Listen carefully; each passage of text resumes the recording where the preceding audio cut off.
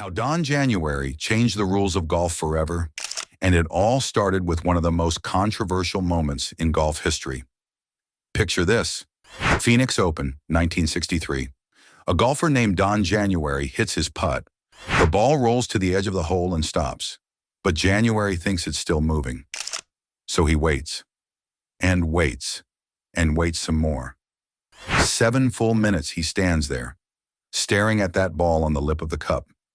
His playing partner Gary Player is getting nervous. The crowd is getting restless. But January refuses to move. That ball never dropped, but something much bigger happened because of that moment. January's stubborn wait changed golf forever. The governing bodies realized they had a problem. So in 1964, they created what's now called the January Rule. Players can only wait 10 seconds for a ball to drop, or they get a penalty. This rule is still used today in every golf tournament around the world. But Don January was much more than just the guy who waited 7 minutes for a putt. His nickname was Bones because he was tall and skinny. He had a slow, steady style that won him tournaments for 5 decades. January wasn't just a golfer who changed one rule. He was a pioneer who helped shape the entire sport we know today. Don January was born on November 20th, 1929, in Plainview, Texas. His family moved to Oak Cliff in Dallas when he was young. Golf wasn't handed to him on a silver platter. He learned the game at Stevens Park, where he would wade through creeks to find golf balls. He used a $10 season pass, which was all his family could afford.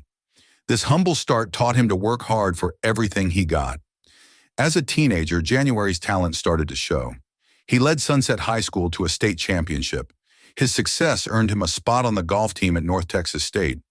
This is where January's career really took off. He played on 3 straight NCAA championship teams from 1950 to 1952. These teams are still considered some of the best college golf lineups in history. January's teammates included Billy Maxwell, Buster Reed, and Joe Conrad. He was the last surviving member of this famous foursome. The pressure of competing at such a high level in college prepared him for what was coming next. It taught him how to stay calm under pressure and keep performing when the stakes were highest. College wasn't easy for January. Golf scholarships weren't common back then. To pay for school, he taught golf as a physical education class. That's actually how he met his future wife, Patricia Ruth Rushing. She was a student in his golf class. They got married and stayed together for 56 years until she passed away in 2009. After college and military service in the Air Force, January turned professional in 1956. He didn't waste any time making his mark. His first PGA Tour victory came that same year at the Dallas Centennial Open in his hometown.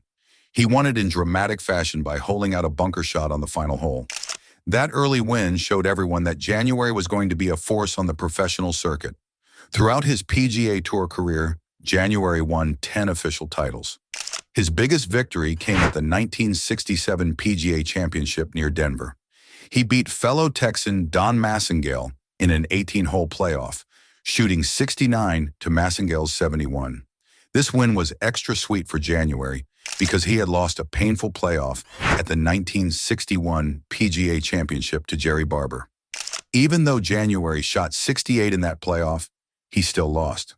That score remains the lowest losing score ever recorded in an 18-hole major playoff. January's career was marked by incredible consistency. He missed only 23 cuts in 491 official starts on the PGA Tour.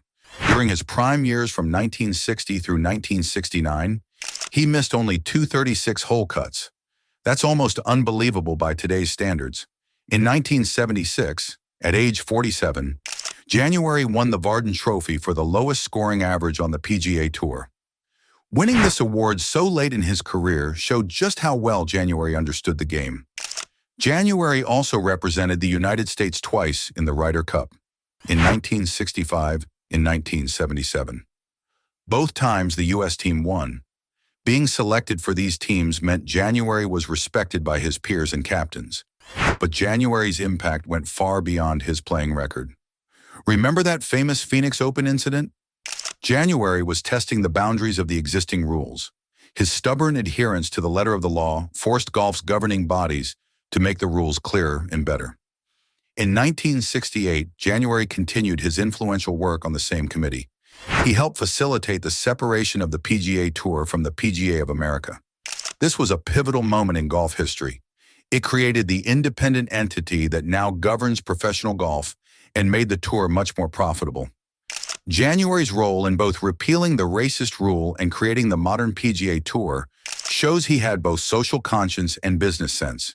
Speaking of watching great golf, today's players continue to build on the foundation that pioneers like Don January created. If you want to catch all the exciting tournament action and see how January's legacy lives on, FUBO is your best bet for live golf coverage. With FUBO, you get access to all the major golf channels and tournaments in stunning quality. Whether it's the PGA Tour, major championships, or international events, FUBO has you covered. Sign up today and never miss a moment of the sport that January helped shape. January's biggest second act was yet to come. He was instrumental in creating the Senior PGA Tour, now known as PGA Tour Champions. After seeing the success of the unofficial Legends of Golf tournament in Austin in the late 1970s, January became a key advocate for establishing a formal tour for players aged 50 and older. January cemented his pioneering status by winning the very first official Senior PGA Tour event. The Atlantic City Senior International was held from June 20th to 22nd, 1980, at the Atlantic City Country Club in New Jersey. January won with a score of 208, 5 under par.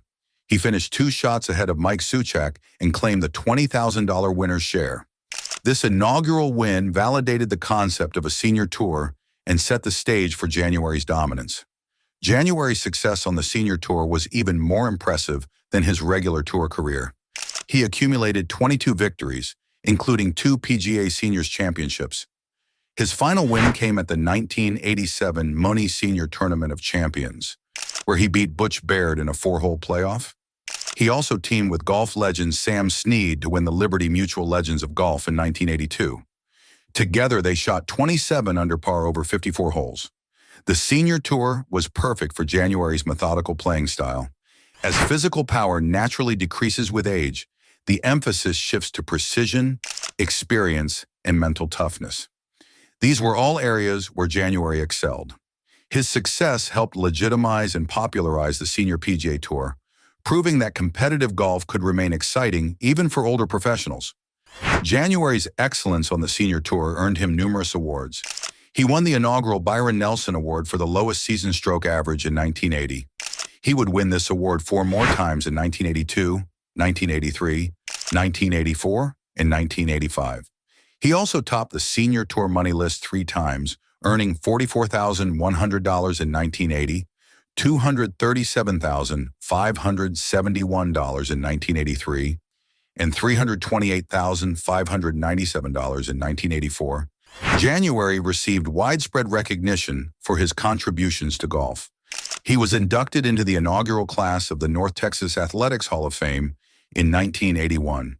He's also a member of both the Texas Sports Hall of Fame and the Texas Golf Hall of Fame. The University of North Texas honored him with their Distinguished Alumnus and Outstanding Alumni Service Awards. A lasting tribute to January's impact is the annual Don January Golf Classic. Established in his honor in 1980, this tournament continues to support University of North Texas student-athletes. This shows January's commitment to nurturing the next generation of golfers. January was known for his distinctive style on the course. He had a slow, steady gait and always wore his collar turned up. While many thought this looked cool, January said it was just to prevent sunburn. This blend of practical thinking and effortless style became part of his public image. Off the course, January was a dedicated family man. He and Patricia had 3 children, Tim, Cherie, and Richard. He also had 6 grandchildren and 8 great-grandchildren. Family was always important to him throughout his long career. Don January passed away peacefully at his home in Dallas on May 7, 2023, at age 93. His death marked the end of an era for professional golf. January was more than just a golfer. He was a builder, a reformer, and a consistent performer whose influence still reverberates through the sport today. January's legacy is woven into the very fabric of professional golf. His involvement in the 1963 Phoenix Open incident led to clearer putting rules.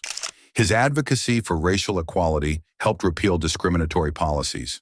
His work on the PGA Tour separation created the modern professional structure, and his dominance on the senior tour proved that golf's seasoned stars could still provide exciting competition.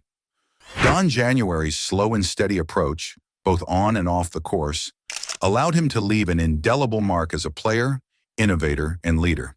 His life and career show how dedication, foresight, and commitment to the sport's betterment can create a legacy that goes far beyond individual achievements. January didn't just play golf. He helped build the game we love today, one steady step at a time.